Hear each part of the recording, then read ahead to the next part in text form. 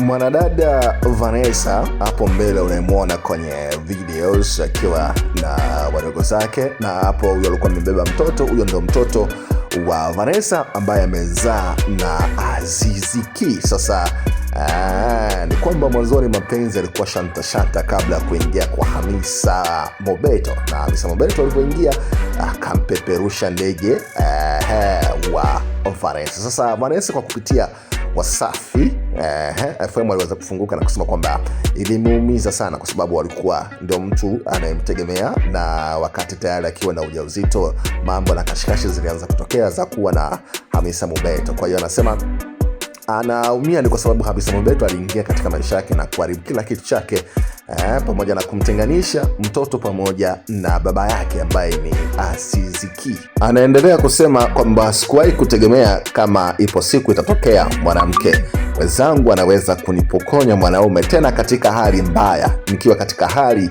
ya ujauzito ambapo ndo kipindi nilikuwa nikimhitaji sana zaidi mpenzi wake ambaye alikuwa ni Azizi Ki. Na hata familia yao, mama pamoja na wazazi wote wa Azizi Ki walikuwa wanafahamu kila kitu kuhusiana na yeye, lakini ndio hivyo, hali ikawa imekwisha kutokea na Azizi ameshika kichwa na Hamisa Mobeto akawa hana la kujali tena kuhusiana na Vanessa. Anasema kwa sasa yeye ndo anahusika kwa kila kitu, kumlea majukumu yote mtoto wake kwa sasa.